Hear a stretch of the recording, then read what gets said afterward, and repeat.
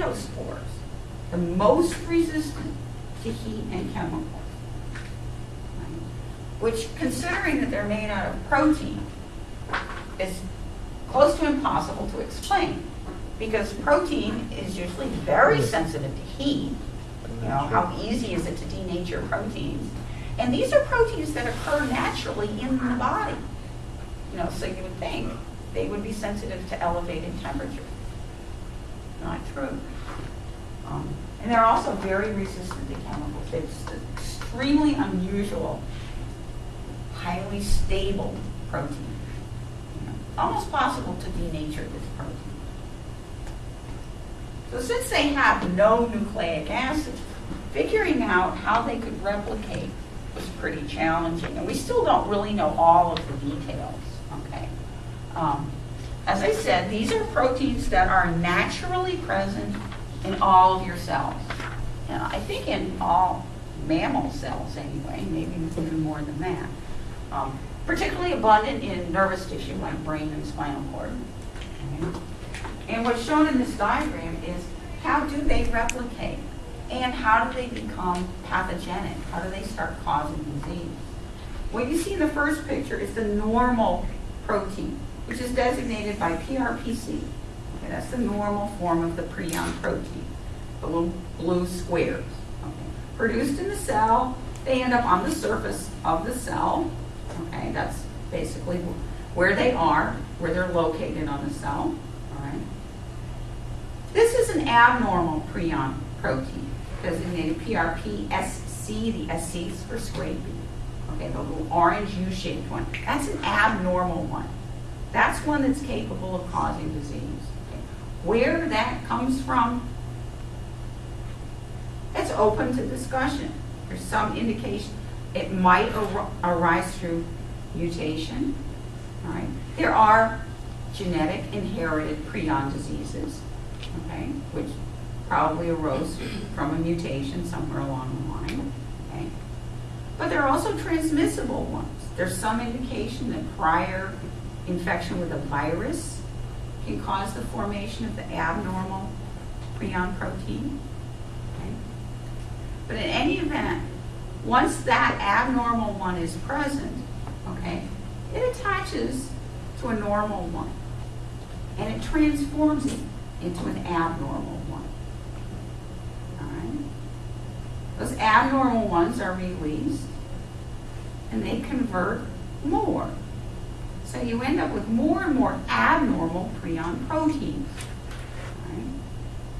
That abnormal prion protein is taken into the cell, right? That's what you see here, and it accumulates inside the cell. You start getting a buildup of abnormal protein inside the cell. Okay?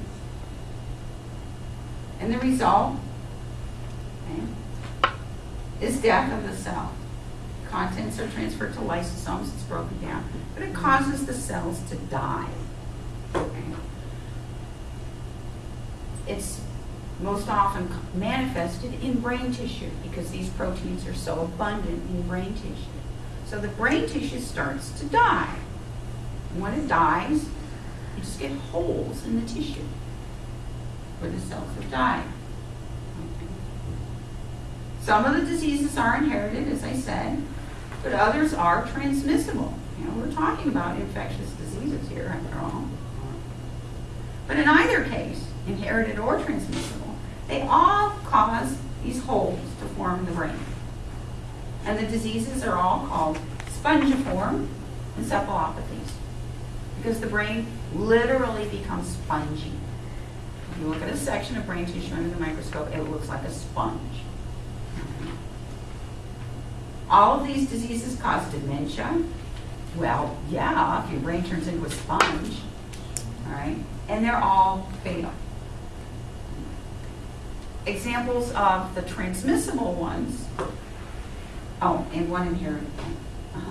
Mad cow disease is transmissible. Okay, you can get that by eating infected meat. Kuru is transmissible. Okay. Creutzfeldt-Jakob disease is an inherited prion disease. When humans eat infected beef, though, the disease that humans get is called variant Creutzfeldt-Jakob disease, okay, or VCJD. Because you can't, it's like not politically correct to say that a human being has mad cow disease. But it resembles Creutzfeldt-Jakob disease. You know, that's how we first realized the similarities. Kuru is a disease of cannibals who got it from eating other humans. Humans.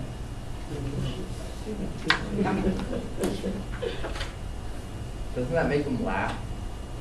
Does it make people laugh? There was some, when they ate it, they became mad and they would laugh or... It's possible. It's entirely possible. One of the genetic prion diseases that occurs very rarely, okay, it's called fatal familial insomnia. It's fatal, runs in families, and you die from not being able to sleep. Can you imagine a more horrible death? Yeah. I can't imagine. But fortunately, it's like 3 known families in the whole world that have it. Does it have to do with high concentrations of protein in urine? Or is it? No, I don't believe Because so. I noticed that in pregnant women, they usually test their urine a lot for high concentrations of proteins. So Oh, yeah. Maybe it had to do with it. But no, it has It doesn't? nothing at all to do with Oh. this. The concentration of protein in the urine is a test of kidney function.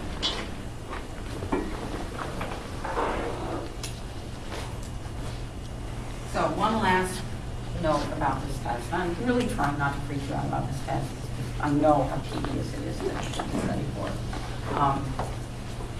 One of the most important things is please, given the name of an organism, know whether it's a bacteria, a fungus, a virus, a worm. Prions don't even have names, I don't think. Study hard and good luck. If you have any questions at all right. I will be checking my email, not during the day too much over the weekend, but usually at night, at least, evenings and night. So if you have a question, please send me an email and I'll answer it as soon as